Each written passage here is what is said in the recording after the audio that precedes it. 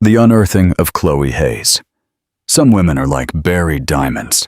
They shine intensely when they finally find the light.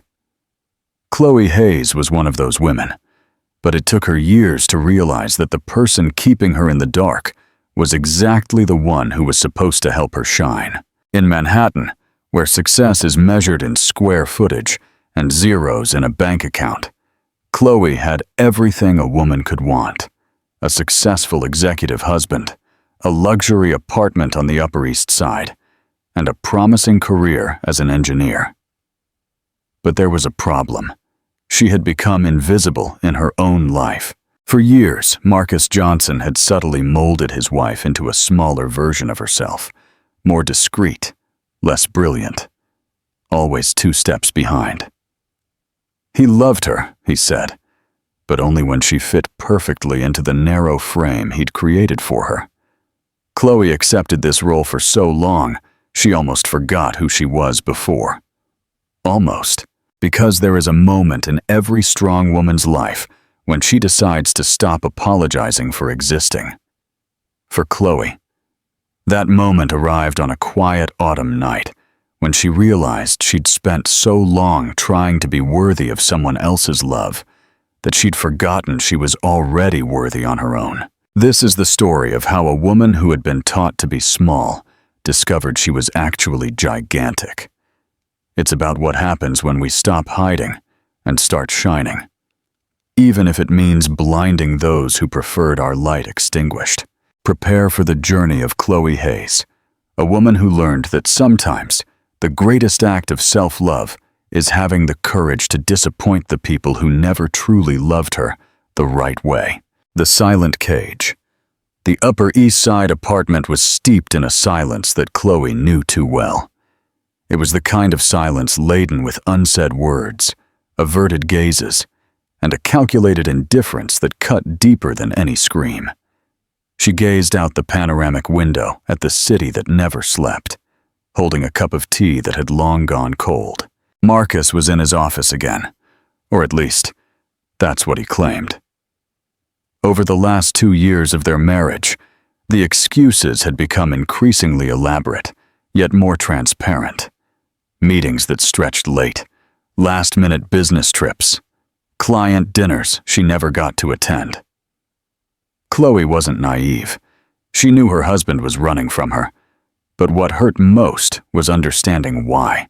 When they met in college, Marcus had pursued her relentlessly. She was one of the few women in civil engineering, brilliant and determined, with dreams of building bridges that connected not just places, but people.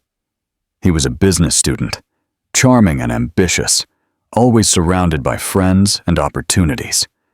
At the time, Chloe was 40 pounds heavier than she was now, wore thick glasses, and had a self-esteem that wavered between insecurity and a fierce determination to prove her worth through academic achievements. "You're different," Marcus used to say, holding her hands after long hours studying together in the library. "You have substance. You aren't like those superficial girls who only care about looks." Chloe believed those words. She believed she had found someone who looked beyond the surface, who valued her bright mind and her passion for creating complex solutions. They married 2 years after graduation in a simple but emotional ceremony, with promises to build a life together based on love and mutual respect. But something shifted. Perhaps it was too gradual for her to notice initially, or perhaps she chose to ignore the signs. First came the subtle comments about other women, how stunning the new secretary at his office was, or how well one of her co-workers took care of herself. Then came the suggestions, always packaged in concern. "Honey, don't you think it would be good to join a gym?" Or, "I saw an excellent nutritionist who could help with a balanced diet." Chloe tried. God, how she tried. She spent months in expensive gyms, followed restrictive diets that left her irritable and exhausted, bought clothes that didn't reflect her personality, all in the hope of reclaiming the look of admiration she once saw in her husband's eyes. And it worked, temporarily. She lost weight, changed her haircut, and updated her wardrobe. For a few weeks, Marcus seemed more attentive, more affectionate. But it didn't last. As his career soared, he was now a vice president at a major financial consulting firm. His need to maintain a perfect image intensified. Chloe began to notice how he introduced her to colleagues and clients. There was no pride in his voice, no glow of a man passionately in love with his wife. Instead, there was tension, a rush to change the subject, a way of positioning her so her imperfections were less visible. The final straw was at the company party the year before. Chloe had arrived radiant, wearing a carefully chosen dress, excited to get to know her husband's co-workers better. But all evening, Marcus kept her away from important conversations, left her alone in corners of the room while he worked the room, as he liked to say. She saw how he lit up when talking to other women, thinner, younger women, more suitable for the high-performance corporate environment. That night, when they got home, Chloe finally confronted him. "Marcus, I feel invisible. It's like you're ashamed of me." He denied it, of course, said she was overreacting, being insecure, that he loved her just the way she was. But his actions continued to say otherwise. Invitations to social events began arriving only for him. Important client presentations always happened when she was working. The romantic trips they planned never materialized. Chloe stood up from the window and walked to the mirror in the hall. Even after all her efforts, she still saw herself as inadequate in her husband's eyes. It wasn't that she was ugly or unkempt. In fact, at 32, she maintained a professional, well-kept appearance. She worked as a senior engineer at a respected construction company, earned an excellent salary, had friends and a social life of her own. But none of it seemed to matter to Marcus. The sound of keys in the door snapped her back to reality. It was almost midnight, and her husband was coming home with that tired look she knew well. Not from work, but from the constant performance of pretending to be happy in his marriage. "Hi," he said, avoiding her gaze as he hung up his coat. "Sorry I'm late. Peterson wanted to discuss the quarter's numbers." Chloe nodded, not because she believed him, but because she was tired of fighting. "I heated up dinner. It's in the fridge if you want some." "Thanks, but I grabbed something at the office." Another lie, but she didn't have the energy to question it. They got ready for bed in a deafening silence. Marcus went straight to his side of the bed, his back to her, already lost in his phone. Chloe lay down and stared at the ceiling, listening to the city sounds outside. Somewhere on the bustling streets of New York were people in love. Couples who looked at each other as if the other was the most precious thing in the world. She had once been seen that way. She knew what it was like to be desired, admired, valued, but not by her own husband. A solitary tear rolled down her face as she made a silent decision. She didn't know exactly what she would do yet, but she knew she couldn't continue living as a shadow in her own life. She deserved more than crumbs of attention and love, conditioned by her physical appearance. Chloe closed her eyes, and for the first time in months, she didn't pray for things to get better between her and Marcus. Instead, she prayed for strength. Strength to rediscover who she was before she started shrinking herself to fit into the limited vision another person had of her. The apartment remained silent, but something had changed. In Chloe's heart, a small flame of determination began to burn again.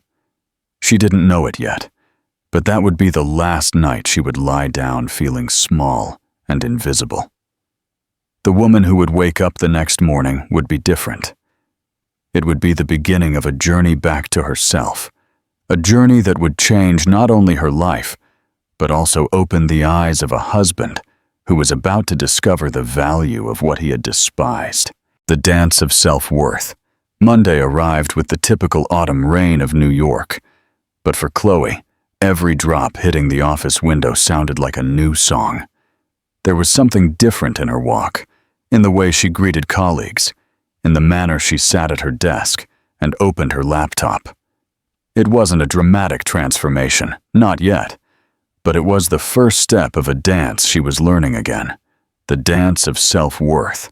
During lunch, instead of eating alone at her desk, as had become customary, Chloe went down to the corner cafe where she often met Jenna, her best friend since college. Jenna was everything Chloe secretly envied. Tall, chic, single by choice, and absolutely immune to the opinions of others about her life. "My God, Chloe," Jenna said as soon as she walked in. "You look different. Did something happen?" Chloe sat down, ordered a coffee, and took a deep breath. "I think I finally woke up, Jenna. Woke up to the fact that I'm living as a diminished version of myself." Jenna leaned forward, her eyes attentive.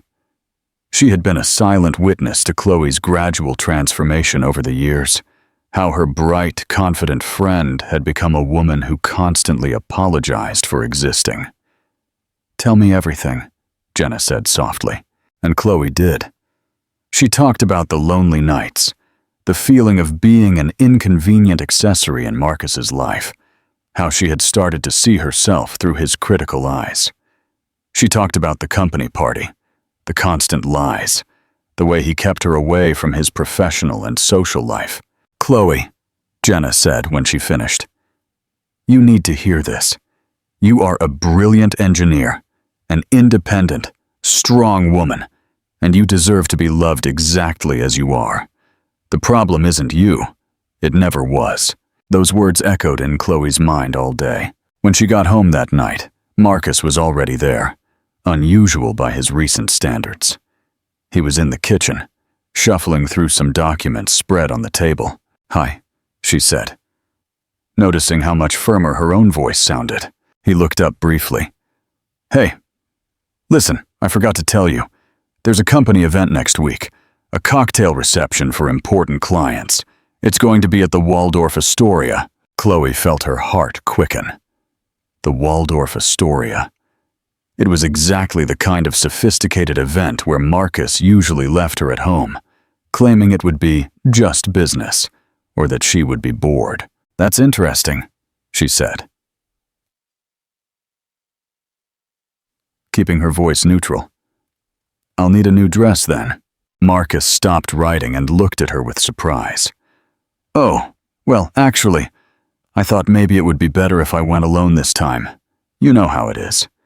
There'll be a lot of networking, technical talks about finance." There it was, the polite rejection, packaged in practical justifications. But this time, instead of feeling the familiar pang of hurt and inadequacy, Chloe felt something different. Clarity. "I understand," she said simply. "No problem." The ease with which she accepted clearly surprised him. Marcus was prepared for an argument, to have to console her or offer more explanations.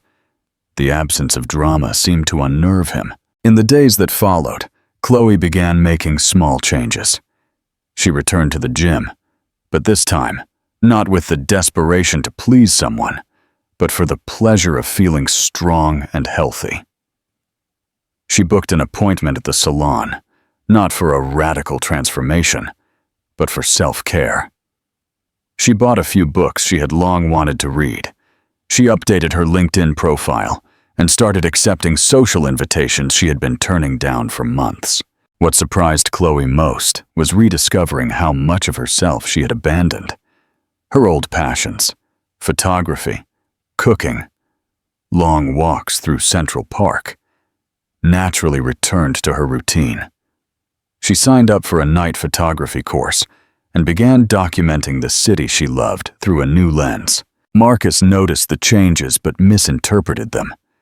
He assumed she was finally taking better care of herself to impress him, and for a few days, he was more attentive. But Chloe was no longer desperate for these crumbs of approval. When he complimented her new haircut, she simply thanked him without the anxious sparkle in her eyes he expected to see. It was during the photography class that she met Ethan Mitchell.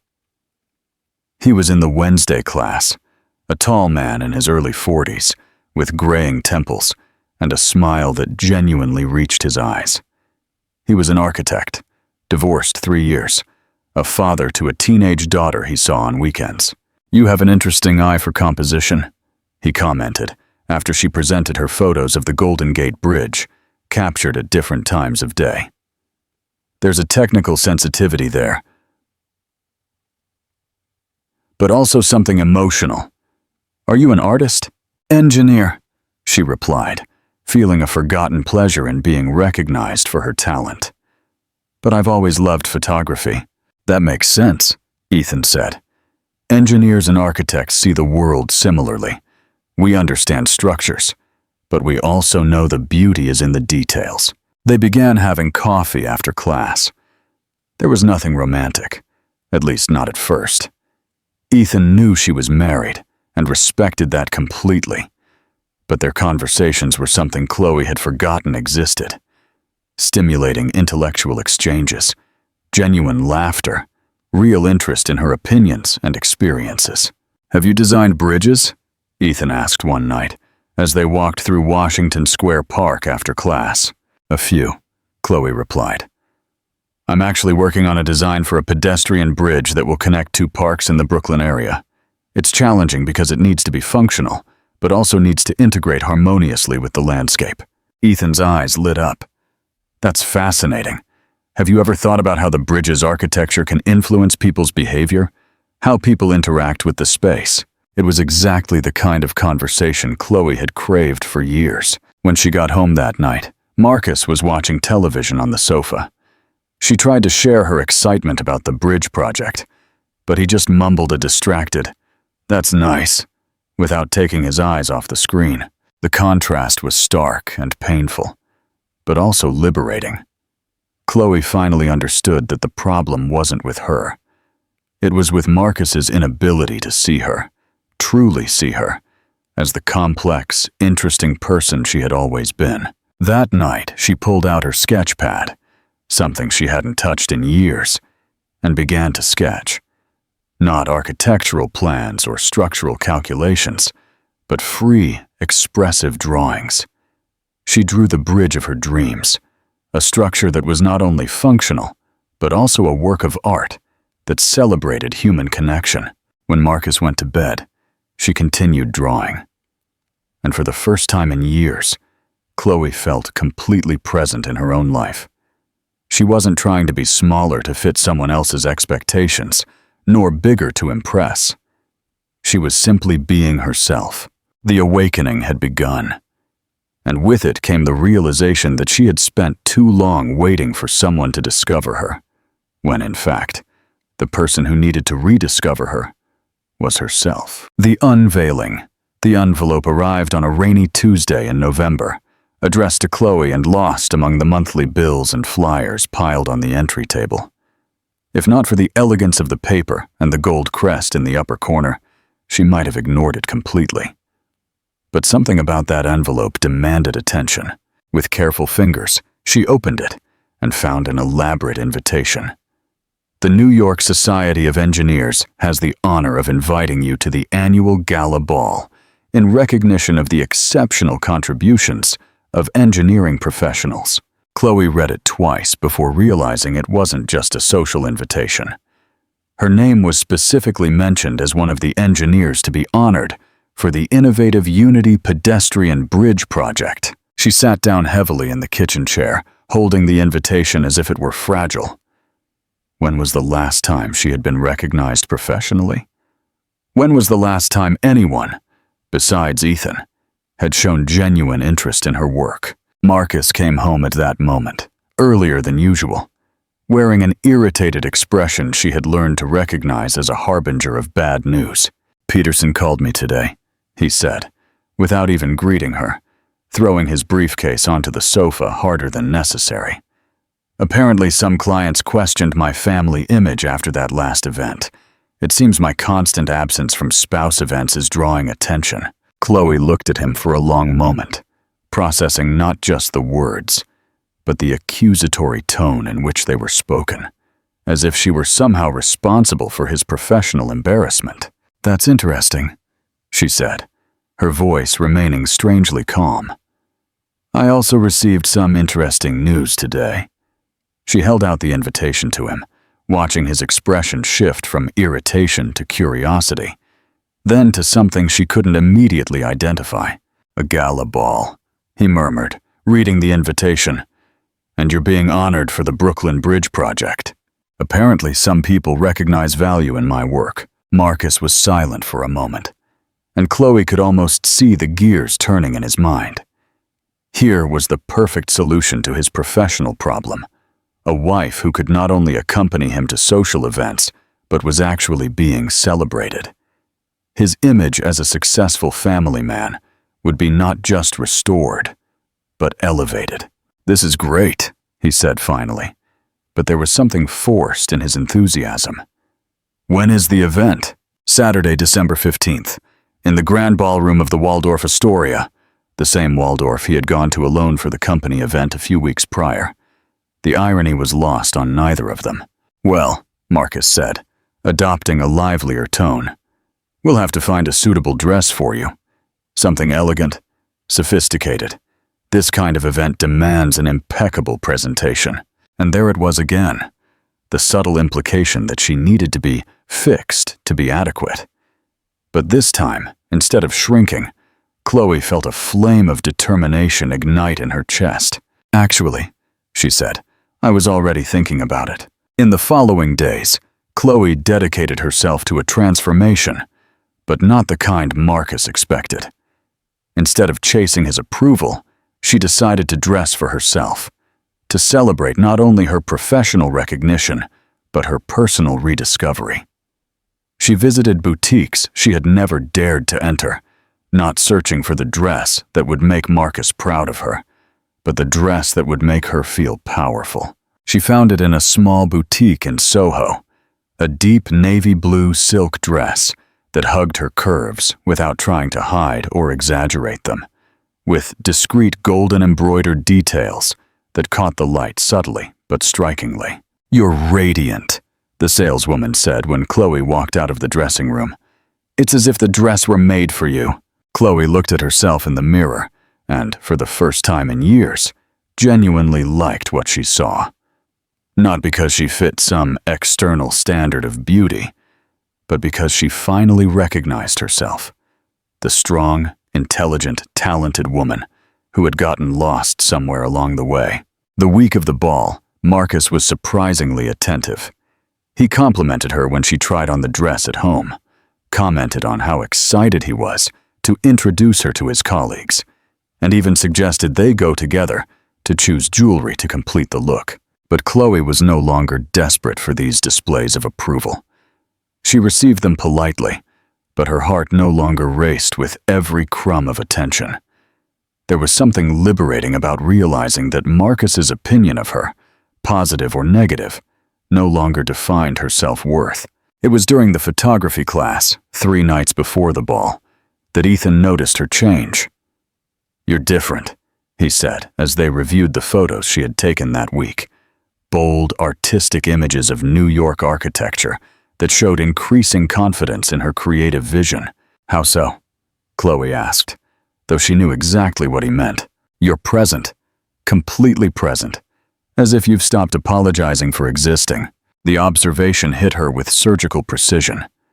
That was exactly it. For years, she had lived as if her presence were an inconvenience that needed to be constantly justified and minimized. "I'm going to a ball on Saturday," she said, surprising herself with her own spontaneity. "I'm being honored for a professional project." Ethan's eyes lit up with genuine pride. "That's incredible, Chloe. You deserve all the recognition." "My husband is going with me," she quickly added, though she didn't know why she felt the need to clarify. "Of course," Ethan said simply. "He must be very proud." He should be, Chloe thought.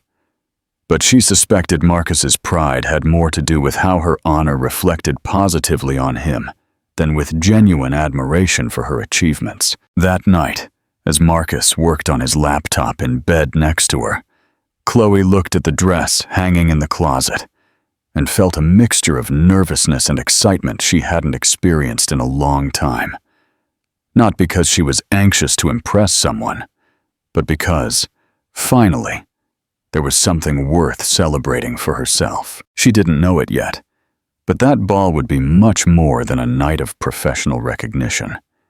It would be the night all the loose threads of her transformation would come together, creating a completely new picture, not only of who she was, but of who she could become. And Marcus, who thought he was finally getting the adequate wife his career demanded, was about to discover he had completely underestimated the woman he married. The final cut, the morning of the ball, arrived with the kind of golden December light that transformed New York into a city of infinite possibilities. Chloe woke before the alarm, feeling an energy she hadn't experienced in years. Not the nervous energy of someone about to be judged, but the quiet energy of someone who has finally found her place in the world.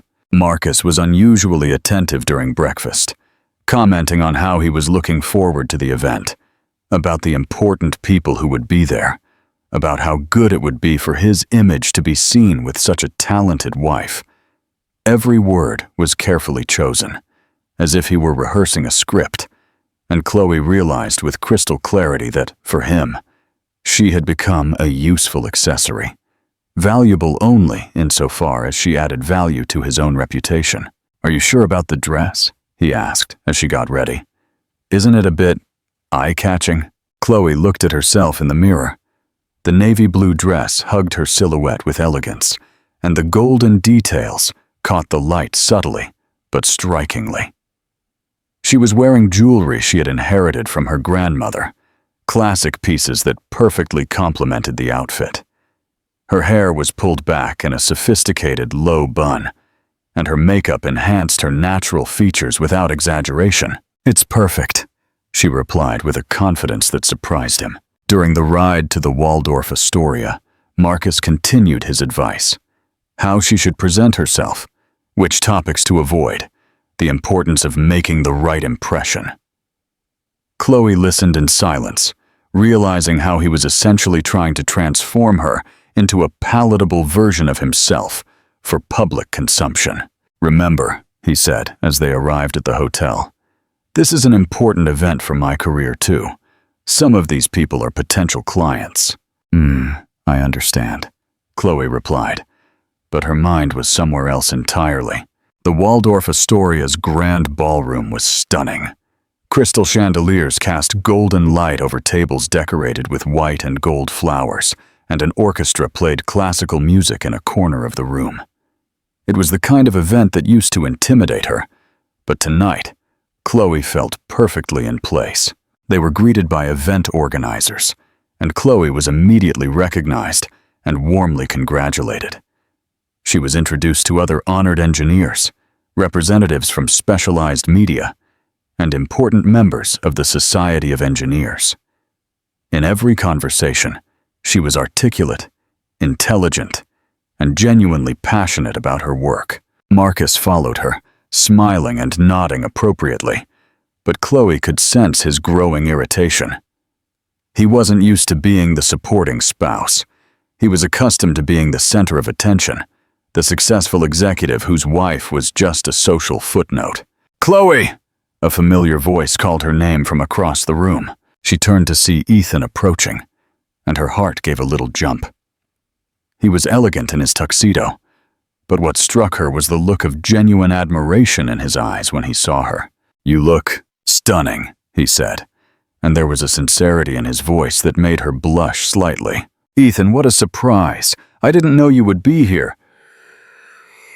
"My firm is one of the event sponsors," he explained, "and when I saw your name on the list of honorees, I couldn't not come and support a talented colleague." Marcus appeared next to Chloe, extending his hand possessively. "Marcus Johnson," he introduced himself with a smile that didn't reach his eyes. "Chloe's husband." "Ethan Mitchell," Ethan replied, shaking the offered hand. "Chloe's photography class colleague. It's a pleasure to finally meet you. Chloe speaks highly of you." It was a polite lie. Chloe rarely mentioned Marcus during class or conversations, but it served to break the momentary tension. Over the next few hours, Chloe circulated the event as if she were born for it. She discussed structural engineering with enthusiasm, debated innovations in sustainable design, and even posed for photos with other honorees for specialized publications. Marcus tried to insert himself into the conversations, but it was clear he was out of his element. His knowledge of corporate finance had little to do with the technical and creative discussions dominating the event. It was when the presenter called the honorees to the stage that everything definitively changed.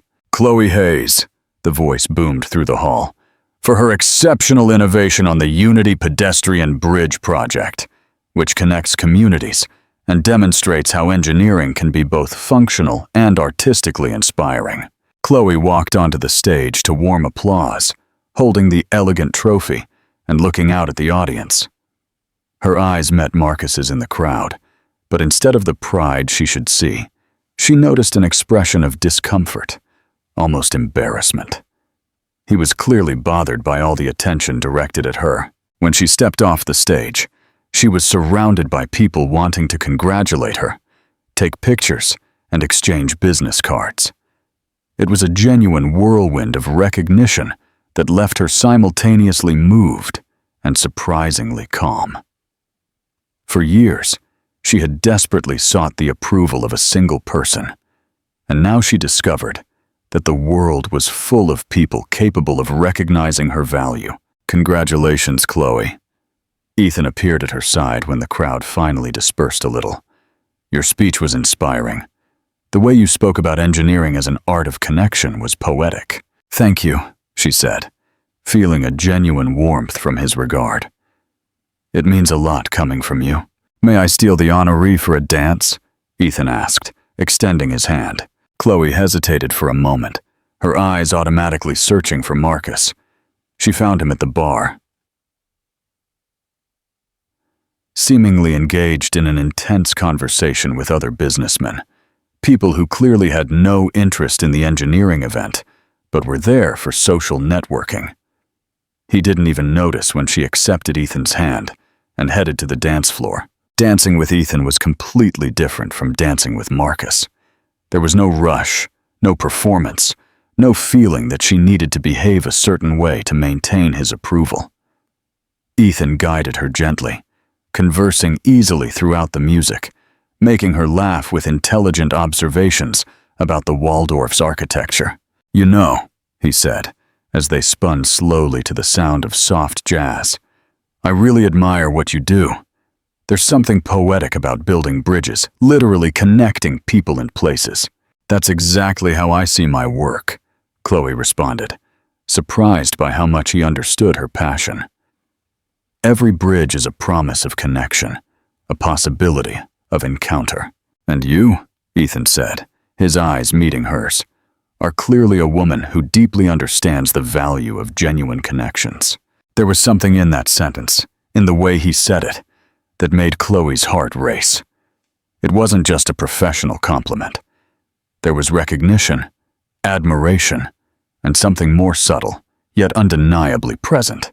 The music ended, and they lingered on the floor for a moment longer until Chloe noticed Marcus approaching with an expression she knew well, the mask of cordiality he wore when he was irritated, but couldn't show it publicly. "Sweetheart," he said, placing his hand possessively on her waist, "a few people want to meet you. Important clients." It was an obvious lie, a way to pull her away from Ethan and reassert control of the situation. But Chloe was no longer willing to be manipulated. "Of course," she said politely, "but I need to touch up first. I'll meet you at the bar in a few minutes." Marcus nodded, clearly satisfied to have reclaimed his wife. Ethan said goodbye cordially and stepped away, but not before discreetly handing Chloe a small card. In the hotel restroom, Chloe looked at the card. It wasn't a professional business card. It was a personal card, with only his name and phone number written by hand. On the back, a small message. "For when you want to talk about bridges, photography, or anything that makes you smile. E." She tucked the card into her small clutch, feeling a mix of emotions she didn't quite know how to process. When she looked in the mirror, she saw a woman who had completely changed in a few months, not just on the outside, but inside. There was a light in her eyes, a confident posture, a presence that commanded respect. When she returned to the ballroom, Marcus was waiting for her with two other men in dark suits, clearly executives like him. They greeted her politely, but it was obvious they were there more out of social courtesy than genuine interest.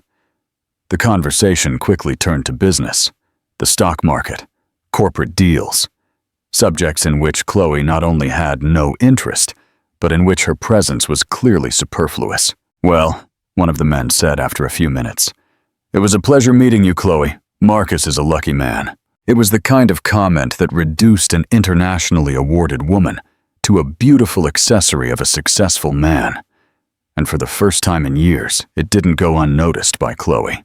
"Actually," she said with a polite but firm smile, "I'd say we're both lucky to have careers we love and recognition for our work." The comment created a momentary silence. The men weren't used to wives who redirected the conversation to highlight their own achievements. Marcus visibly tensed. Right, one of them mumbled, and they quickly changed the subject. Later, in the car ride home, Marcus was unusually silent. Chloe looked out the window at the New York lights, holding the trophy in her lap and replaying the entire night. "You were different tonight," Marcus said finally. "How so?" "More assertive, maybe even a little arrogant." The word dropped between them like a stone thrown into calm water. Arrogant. For years, Chloe had made herself smaller so Marcus could feel bigger. And now that she was finally occupying her rightful space in the world, he called her arrogant. "I was being myself, Marcus," she said simply. "And that guy, Ethan, you seemed close." There was accusation in his voice, but also something Chloe had never heard before: insecurity. For the first time, Marcus felt threatened. "Ethan is a friend," she said. "A friend who sees me, hears me, and values me for who I am." "What does that mean?"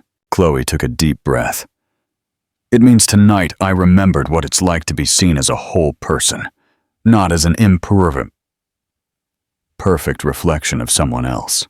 Marcus didn't answer, but she could feel the tension radiating from him. When they got home, he went straight to his office, closing the door harder than necessary. Chloe got ready for bed alone, as had become routine. But this time, she didn't feel abandoned. She felt, for the first time in years, whole. The professional recognition, the stimulating conversations, the respectful attention of people who valued her mind. All of it had awakened a part of her that had been dormant for too long. She retrieved Ethan's card from her purse and looked at it again. It wasn't about him specifically. It was about what he represented. He represented the possibility of being seen, valued, and desired for who she truly was, not for an edited, diminished version of herself. That night, as Marcus remained in his office and she lay alone in the king-sized bed, Chloe made a decision. She didn't know exactly what form that decision would take yet, but she knew she could no longer live as a shadow in her own life. The metamorphosis was complete. The woman who had been lost years ago, in the attempt to please a husband incapable of seeing her, had finally returned. And she was stronger, wiser, and much more determined than ever. The unconditional connection. 3 months passed since the ball, and life in the Upper East Side apartment had taken on a completely new dynamic. Chloe was no longer waiting for crumbs of attention from Marcus, nor trying to mold herself to his impossible expectations. Instead, she had built a rich, satisfying life that existed independently of his approval. Her mornings began with runs through Central Park, not because she was trying to lose weight to please someone, but because she had rediscovered the pleasure of feeling strong and vital. Her evenings were filled with photography classes, professional events, and dinners with Jenna and other friends she had neglected during years of marriage. And there was Ethan. What started as friendship had blossomed into something deeper, though it remained technically platonic. They met for coffee twice a week, shared a passion for architecture and engineering, and explored museums together on weekends. Ethan truly saw her, in a way Chloe had forgotten was possible. "You're glowing," Jenna commented during a Saturday lunch. "I haven't seen you this present in your own life in months." Chloe smiled, savoring her coffee. "I feel like I woke up from a very long sleep." "And Marcus? How is he handling the new Chloe?" "Poorly," Chloe admitted. "He's clearly bothered. I think he preferred it when I was invisible and insecure." "And how do you feel about that?" Chloe thought for a moment. "Free. For the first time in years, I feel completely free." It was true. Marcus's indifference, which once hurt her deeply, was now merely a fact, like the weather or traffic. It was no longer something that defined or diminished her. The final turning point arrived on a rainy Thursday in March. Chloe came home early from work and found Marcus on the phone, speaking in a low and agitated tone. He didn't see her walk in. "I can't keep going like this, Caroline. She's different, more confident. She's questioning me constantly. She no longer accepts it when I say I prefer to go to events alone." A pause. "No, I don't think she suspects anything about us. But she's not the same pliable woman she used to be." Another pause. "I need to make a decision soon. Either she goes back to who she was before, or—" He didn't finish the sentence, but he didn't need to. Chloe understood perfectly. She went silently up to the bedroom, her heart beating not with pain, but with crystalline clarity. It wasn't betrayal she felt. It was relief. Finally, everything made sense. The lies, the distancing, the constant criticism of her appearance and behavior. Marcus wasn't just ashamed of her. He was actively constructing an exit. That night, during dinner, Chloe watched her husband with new eyes. He was performing normalcy, asking about her day, commenting on work. But she could see through the facade now. She saw the man who had married her when she was insecure and dependent, who had benefited from her adoration, but who had never truly valued her. "Marcus," she said when they finished eating, "we need to talk." Something in her tone alerted him. He looked at her cautiously. "About what?" "About Caroline." The silence that followed was deafening. Marcus went pale, then red, then tried to deny it. But the words came out rushed and unconvincing. "Chloe, I can explain." "You don't need to," she interrupted him, her voice surprisingly calm. "Actually, I'm grateful." "Grateful?" He looked genuinely confused. "For showing me who you really are, for forcing me to rediscover who I really am." Chloe stood up from the table, feeling a lightness she hadn't experienced in years. "I'll sleep in the guest room tonight. Tomorrow, we start discussing the details of the divorce." "Chloe, wait." Marcus tried to get up, but she was already walking away. "No, Marcus, it's over. And you know what? For the first time in a long time, that doesn't make me sad. It makes me hopeful." That night, alone in the guest room, Chloe called Ethan. They had developed a habit of pre-sleep phone conversations. Nothing inappropriate, just the genuine connection they both valued. "Did something happen?" he asked, catching something different in her voice. "I found out Marcus is having an affair," she said, without preamble. "And you know the weirdest part? I feel relieved." There was silence on the other end of the line before Ethan spoke. "How are you really feeling?" "Free," she replied, without hesitation. "Completely free. Like I'd been stuck in a cage I built myself and someone finally left the door open. And now? Now I'm going to rebuild my life from the ground up. I'm going to be the woman I always was, but forgot about for a few years." In the following months, the divorce proceeded with surprising civility. Marcus, perhaps feeling guilty, did not contest the generous division of assets Chloe proposed. She kept an apartment she could easily afford on her excellent salary, and he moved into a smaller place, closer to the office, and presumably to Caroline. During this period, Chloe flourished as never before. Her work gained international recognition. She began lecturing on sustainable engineering and was even invited to join the advisory board of an NGO focused on infrastructure in underserved communities. And there was Ethan. What began as friendship had naturally grown into something deeper after her separation. It wasn't a desperate fling or a rebound romance. It was the organic development of a genuine connection between two people who saw, respected, and mutually admired each other. "Are you sure you're ready for this?"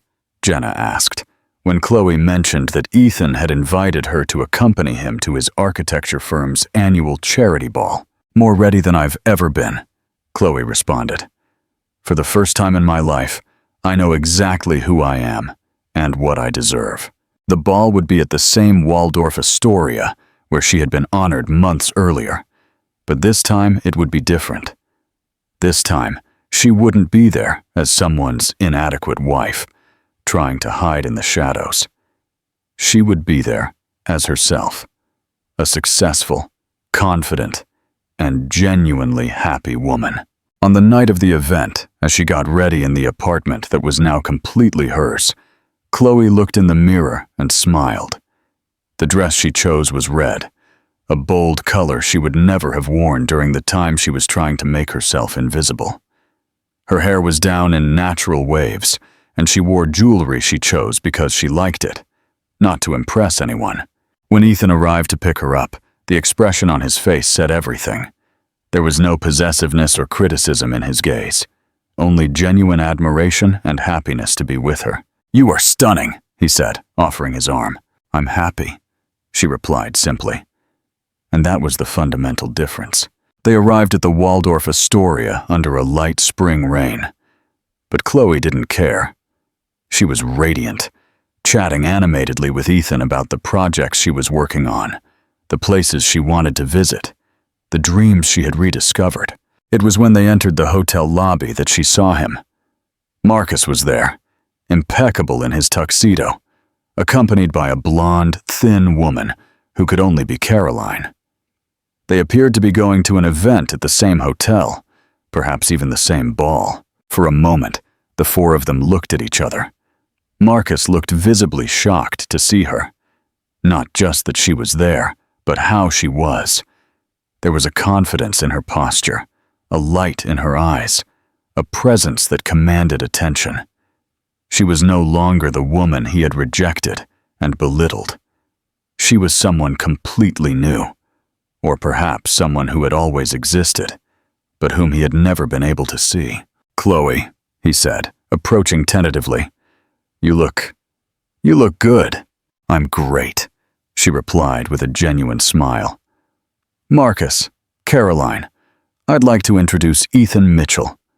Ethan, this is my ex-husband, Marcus, and his friend, Caroline." The way she said friend held no malice, only the neutrality of someone who had completely moved on. Ethan greeted them both politely, his hand naturally finding Chloe's waist in a gesture of support and partnership. There was no possessiveness in the gesture, just the body language of a man proud to be with the woman by his side. "Well," Chloe said after a few moments of polite conversation, "we should head in. The ball awaits." As they walked away, she heard Caroline ask in a low voice, "Who was that woman?" "She was stunning." Chloe didn't hear Marcus's reply, but she didn't need to. For the first time, he had seen his ex-wife through someone else's eyes and finally understood what he had lost. Later that night, as she danced with Ethan under the plaza's chandelier lights, Chloe reflected on the journey that had brought her there. It had been painful. It had required courage she didn't know she possessed. It had forced her to confront uncomfortable truths about herself and her marriage. But it had been worth it. Every tear, every moment of insecurity, every hesitant step toward her own voice, it had all led to this moment of complete authenticity and happiness. "What are you thinking about?" Ethan asked, gently twirling her on the dance floor.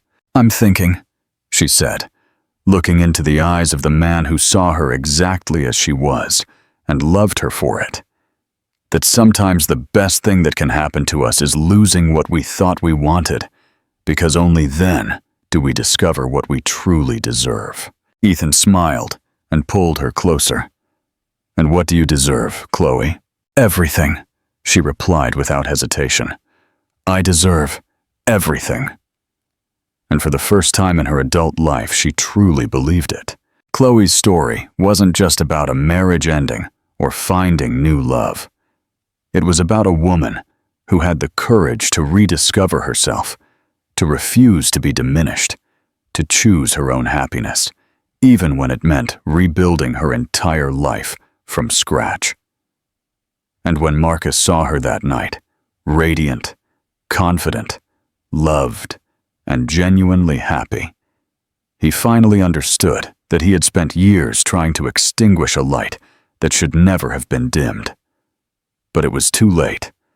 That light now shone for someone who knew how to recognize and value its beauty.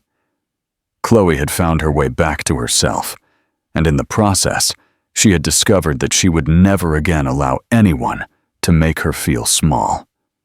She had learned the difference between being loved conditionally and being truly seen and valued, and that, she knew, would change everything forever.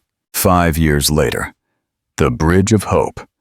5 years later, the morning sun of June filtered through the panoramic windows of the office on the 45th floor of the Chrysler Building, bathing the architectural plans spread across the glass table in golden light. Chloe Mitchell, she had adopted her husband's last name after their second marriage, was bent over the technical drawings for what would be her most ambitious work yet. The Bridge of Hope, an international project to connect 2 war-separated communities in Central America. At 37, Chloe had become one of the most respected structural engineers in the world.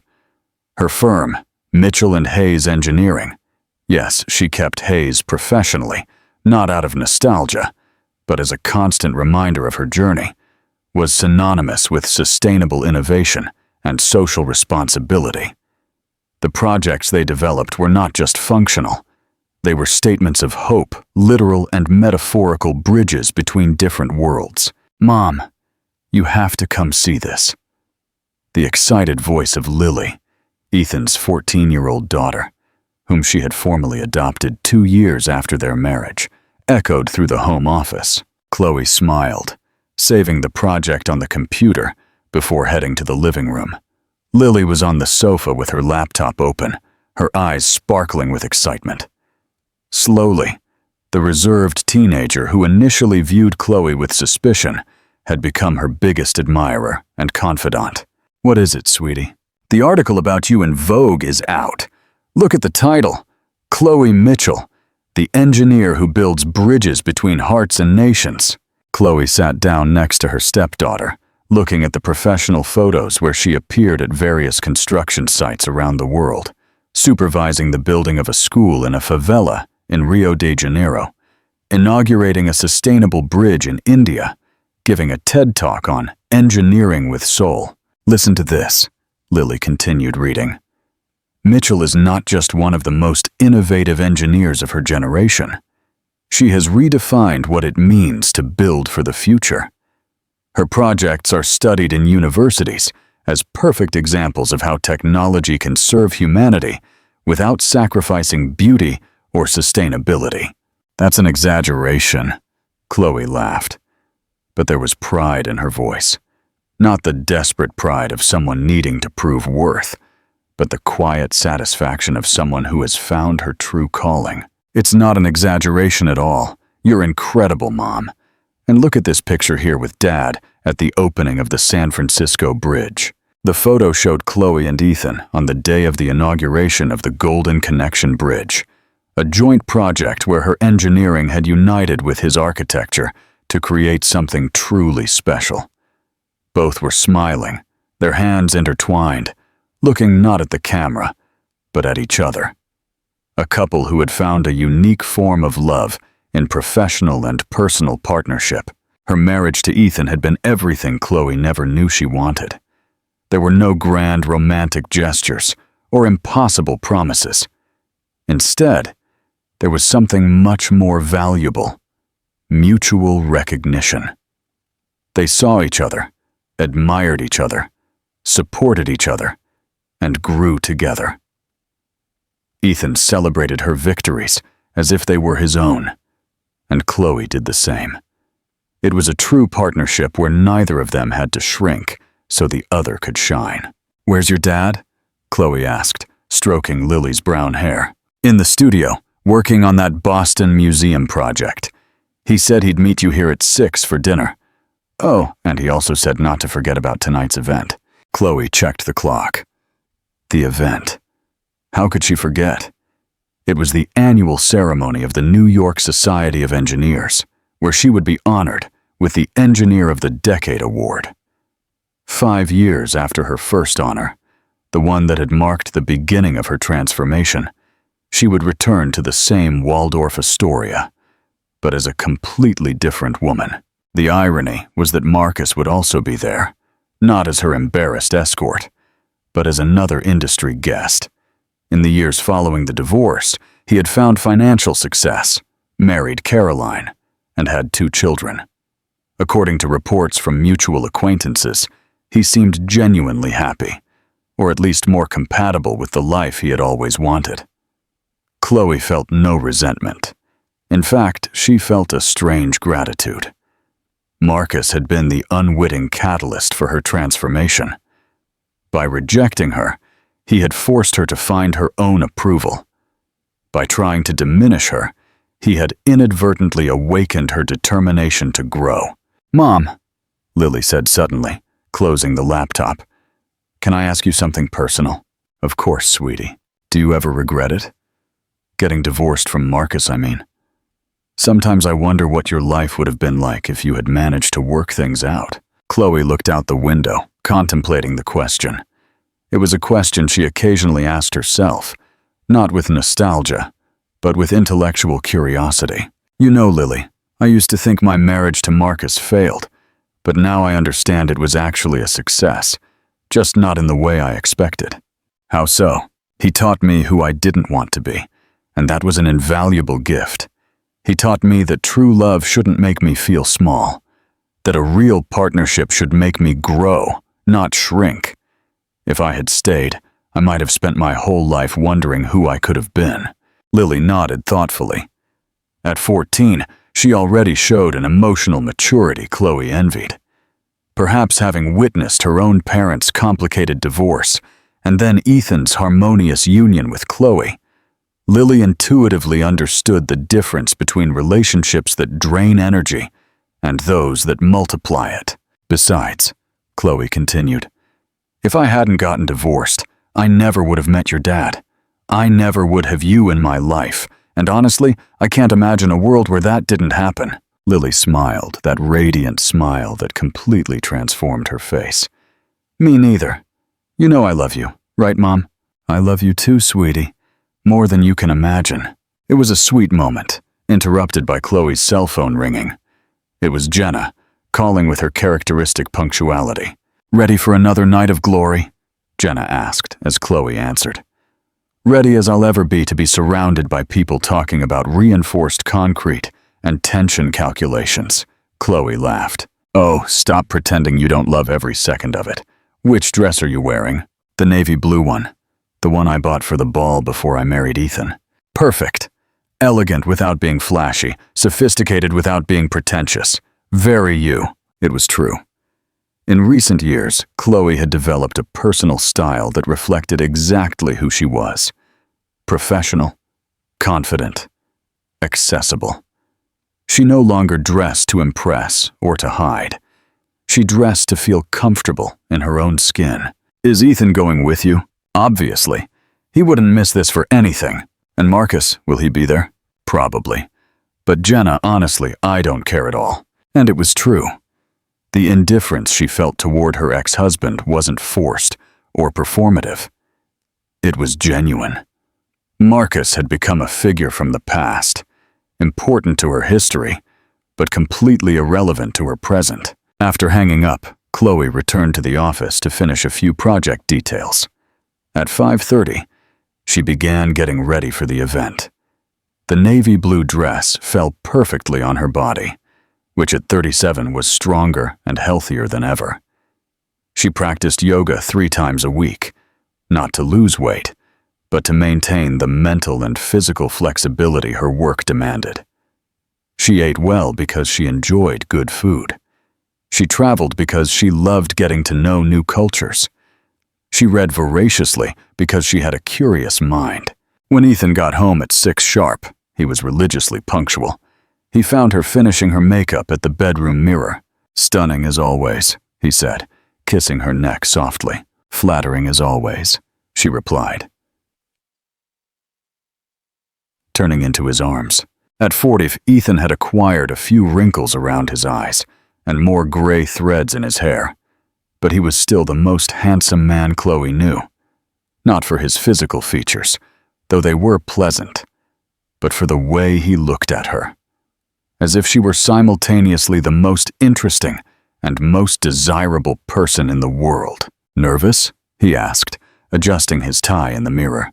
"A little. It's strange to go back to the Waldorf Astoria after so long. It will be different this time. Completely different," she agreed. And it was. 5 years ago, she had arrived at the Waldorf as Marcus's inadequate wife, desperately trying to fit into a mold that never suited her.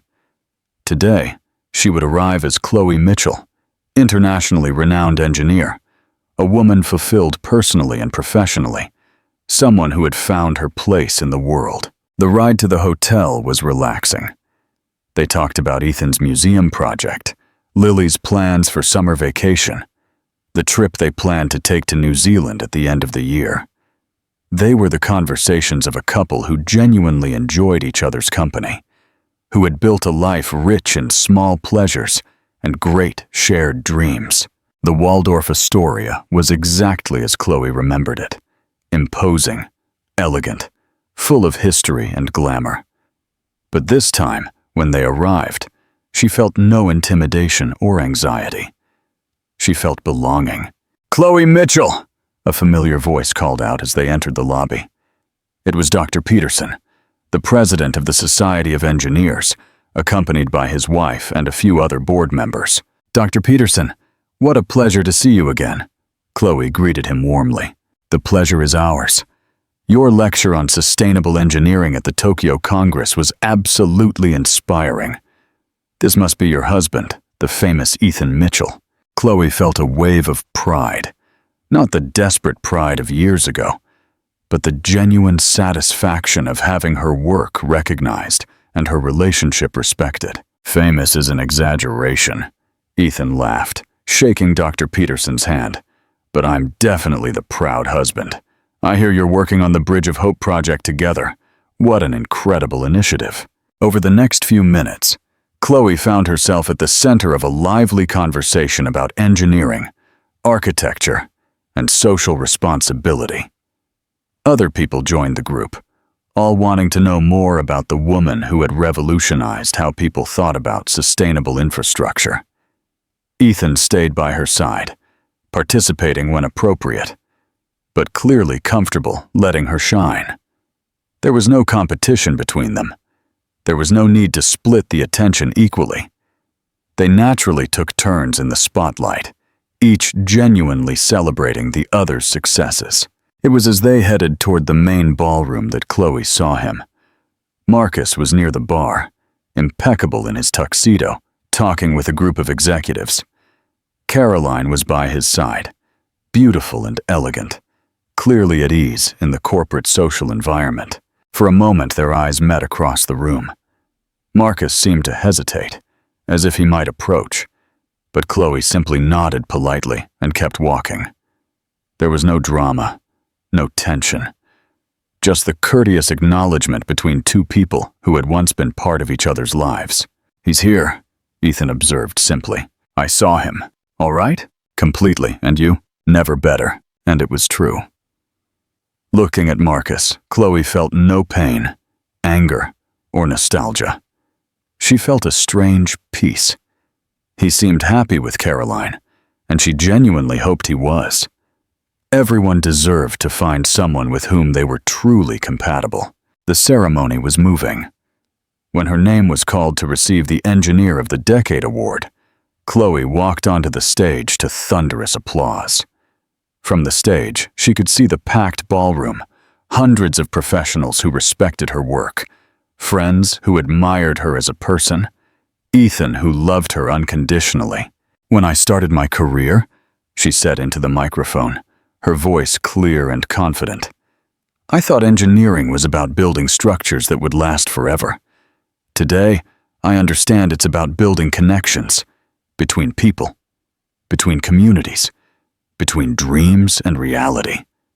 She paused, her eyes meeting Ethan's in the audience. "I learned that the most important bridges we build are not made of concrete and steel, but of courage, authenticity, and self-love. I learned that we can only truly connect others when we are truly connected with ourselves." The applause was long and warm. Later, during the reception, Chloe was surrounded by colleagues, engineering students, and specialized journalists. It was gratifying, but not intoxicating. She had learned the difference between external recognition and internal validation. It was near the end of the evening that Marcus finally approached. She was talking to a group of young female engineers who looked up to her as an inspiration when he appeared discreetly beside the group. "Chloe," he said when there was a lull in the conversation, "could I talk to you for a minute?"